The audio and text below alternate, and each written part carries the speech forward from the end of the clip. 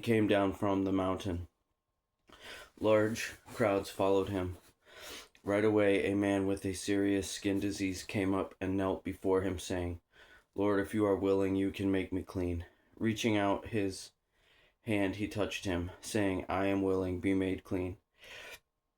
Immediately his disease was healed. Then Yeshua told him, See that you don't tell anyone, but go show yourself to the priest and offer the gift that Moses prescribed as a testimony to them. When he entered Capernaum, a centurion came to him, pleading with him, Lord, my servant is lying at home paralyzed, in terrible agony. I will come and heal him.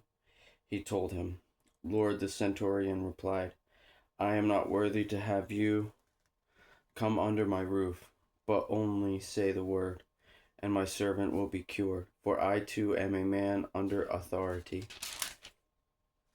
having soldiers under my command. I say to this one, Go, and he goes, and to another, Come, and he comes, and to my slave, Do this, and he does it. Hearing this, Yeshua was amazed, and said to those following him, I assure you, I have not found anyone in Israel with so great a faith. I tell you that many will come from east and west, and recline at the table with Abraham, Isaac, and Jacob in the kingdom of heaven.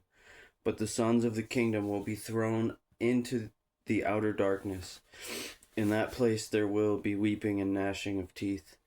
Then Yeshua told the centurion, Go as you have believed, let it be done for you. And his servant was cured that very moment. When Yeshua went into Peter's house, he saw his mother-in-law lying in bed with a fever. So he touched her hand, and the fever left her. Then she got up and began to serve him. When evening came, they brought to him many who were demon-possessed. He drove out the spirits with a word and healed all who were sick, so that what was spoken through the prophet Isaiah might be fulfilled. He himself took our weaknesses and carried our diseases. When Yeshua saw large crowds around him, he gave the order to go to the other side of the sea. A scribe approached him and said, Teacher, I will follow you wherever you go. Yeshua told him, Foxes have dens, and birds of the sky have nests, but the Son of Man has no place to lay his head. Lord, another of his disciples said, First let me go bury my father. But Yeshua told him, Follow me and let the dead bury their own dead.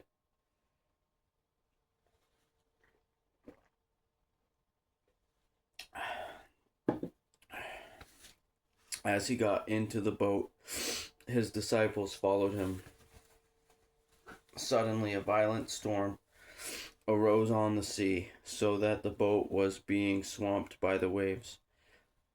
But he was sleeping. So the disciples came and woke him up, saying, Lord, save us, we're going to die. But he said to them, Why are you fearful, you of little faith?